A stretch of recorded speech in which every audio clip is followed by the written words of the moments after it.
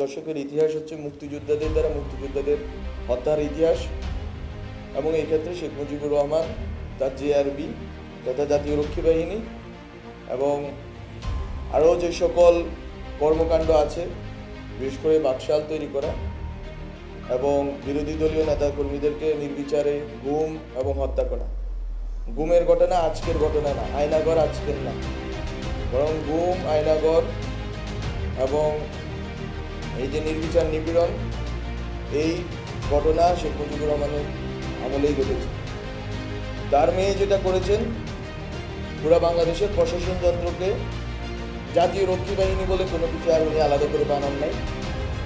উনি যেটা করেছেন, বাংলাদেশ পুলিশকে জাতীয় রক্ষী বাহিনীর রূপে রূপান্তরিত করেছেন, বিজিবিকে সীমান্ত থেকে এনে রক্ষী বাহিনীতে রূপান্তরিত করেছেন।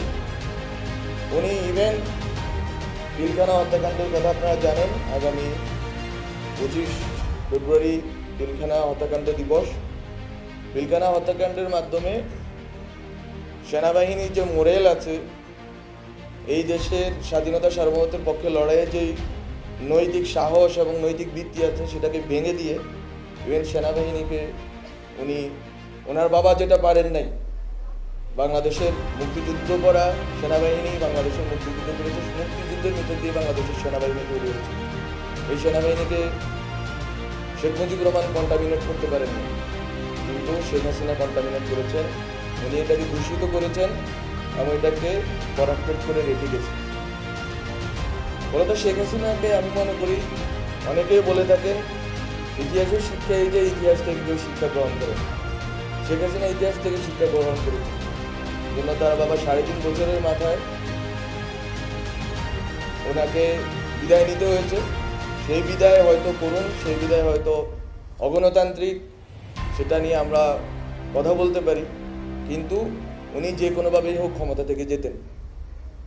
তো বাংলাদেশে শেখ হাসিনা তার বাবার ভুল থেকে শিক্ষা গ্রহণ করে এই প্রশাসন যন্ত্রকে একটা ক্লায়েন্টিজমের মাধ্যমে পুরা তৃণমূল পর্যন্ত উনি নিজের দলের অধীন করেছেন। এই জন্য ওনাকে বাকশাল করতে হয় না, আলাদা করে নাম করে। ওনার বাবা যেগুলো নাম করে করেছিলেন, বাকশাল, রক্ষী বাহিনী, ওনাকে এগুলো নাম করে করতে হয়নি, বরং উনি প্রশাসন যন্ত্রকে ইনহেরেন্টলি বাকশাল করে তুলেছিলেন।